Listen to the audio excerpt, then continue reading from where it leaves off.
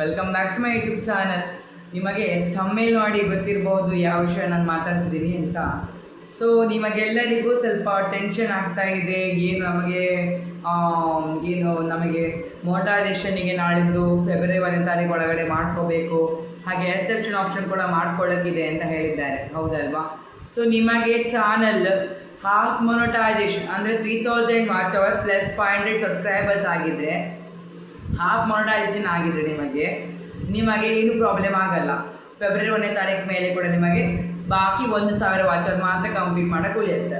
ಅಥವಾ ನಿಮ್ಮದು ಮೊನಟೈಸೇಷನ್ ಆಗಿಲ್ಲ, 3000 ವಾಚ್ ಅವರ್ ಆಗಿದೆ, ಮೊನಟೈಸೇಷನ್ ಆಗಿಲ್ಲ ಅಂದರೆ ನಿಮಗೆ ಬಾಕಿ 6000 ವಾಚ್ ಅವರ್ ನಿಮಗೆ ಆ್ಯಡ್ ಆಗುತ್ತೆ. 6000 ವಾಚ್ ಅವರ್ ನಿಮಗೆ ಎಕ್ಸ್ಟ್ರಾ ಆ್ಯಡ್ ಆಗುತ್ತೆ ಮಾಡ್ಕೊಳ್ಳೋಕ್ಕೆ.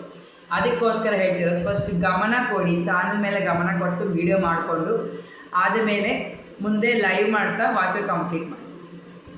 ಸೊ ನಿಮ್ಮ ಒಂದು ಅನಿಸಿಕೆ ಪ್ರಕಾರ ಟುಗೆದರ್ ಆಗ್ತೀರಾ, ಸಿಂಗಲ್ ಲೈವ್ ಆಗ್ತೀರಾ, ನಿಮಗೆ ಬಿಟ್ಟಿದ್ದು.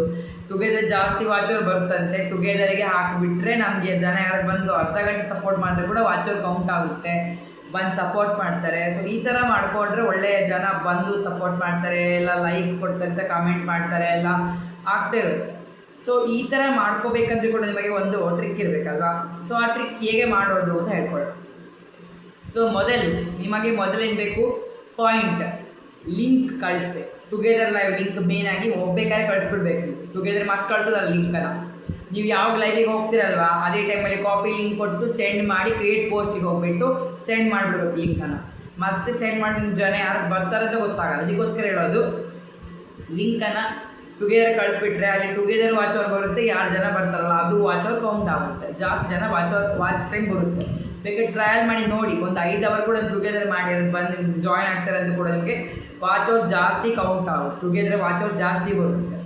ಒಂದು ಟ್ರೈ ಮಾಡಿ ನೋಡಿ, ನಾನು ಸುಳ್ಳು ಹೇಳ್ತೀನಿ ಸತ್ಯ ಹೇಳ್ತೀನಿ ಗೊತ್ತಾಗುತ್ತೆ ನಿಮಗೆ, ಟ್ರಯಲ್ ಮಾಡಿ ನೋಡಿ. ಓಕೆ. ಸೊ ನಂದು ಕೂಡ ಬೆಳಗ್ಗೆ 9ರಿಂದ 11 ಗಂಟೆ ಲೈವ್ ಇರುತ್ತೆ, 9ರಿಂದ 12 ಗಂಟೆ ಲೈವ್ ಮಾಡ್ತೀನಿ. ನಾನು ಕೂಡ ಟುಗೆದರನ್ನು ಹಾಕಿರ್ತೇನೆ, ಎಲ್ಲರೂ ಬಂದು ಸಪೋರ್ಟ್ ಮಾಡಿ. ಮಧ್ಯಾಹ್ನ ಕೂಡ ಟುಗೆದರು, ರಾತ್ರಿ ಕೂಡ ಟುಗೆದರ್ ಹಾಕ್ಬಿಡ್ತೀನಿ. ರಾತ್ರಿ 6:30ಯಿಂದ 11:30 ತನಕ ಟುಗೆದರ್ ಹಾಕ್ತೀನಿ, ಎಲ್ಲರೂ ಬಂದು ಸಪೋರ್ಟ್ ಮಾಡಿ. Okay guys. ಸೊ ಬೆಳಗಿನ ಟೈಮಿಂಗ್ ಏನಿದೆ ಅಲ್ವಾ, 3 ಅವರ್ ಅಲ್ಲ 2 ಅವರ್ ಮಾತ್ರ, 9ರಿಂದ 12 ಅಲ್ಲ, 10ರಿಂದ 12, 10 to 12. ಓಕೆ, 10ರಿಂದ 12 ಬೆಳಗಿನ ಟೈಮಿಂಗ್ಸು. ಮಧ್ಯಾಹ್ನ 2ರಿಂದ 4, ಸಂಜೆ 6:30ಯಿಂದ 11:30 timings. Okay, 6:30 to 11:30 to time ಎಷ್ಟಾಯಿತು? 5 hours plus 2 hours 7 hours plus 2 hours 10 hours, 10 hour complete ಆಗಲ್ವಾ?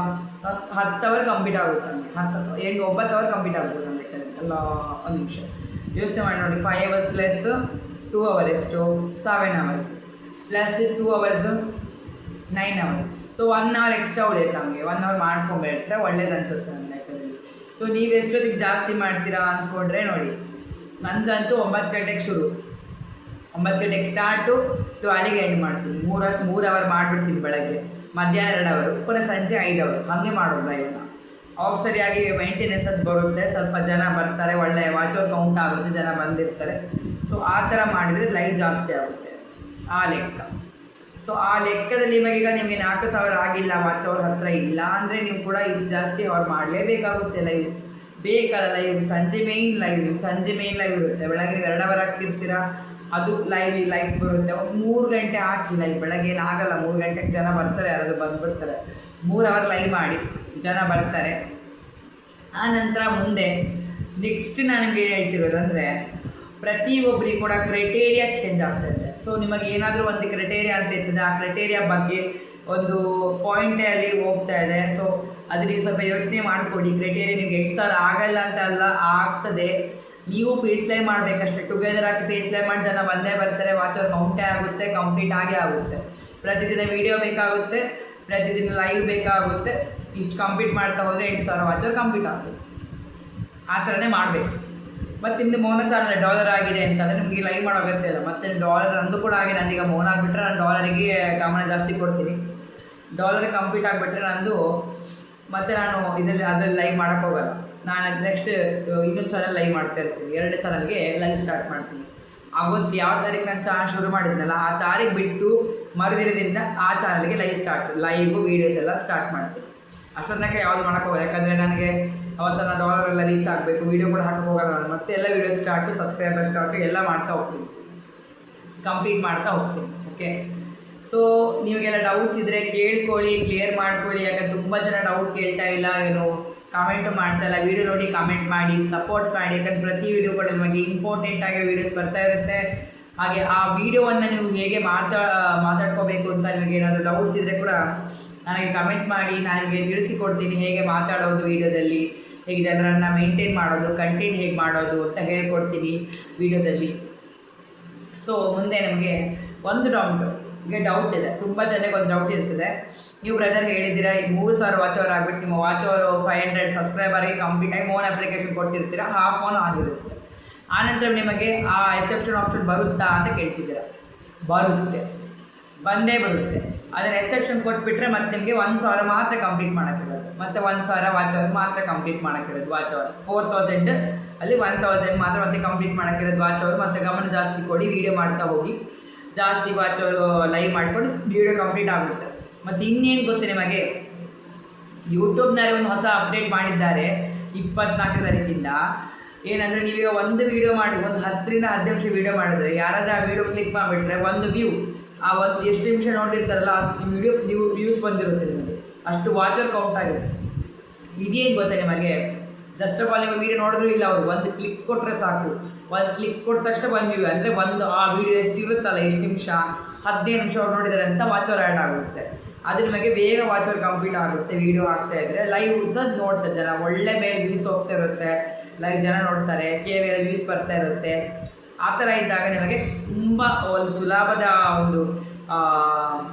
ಸುಲಭ ಮೆಥಡ್ ವಾಚರ್ ಕಂಪ್ಲೀಟ್ ಮಾಡ್ಕೊಳ್ಳೋಕ್ಕೆ.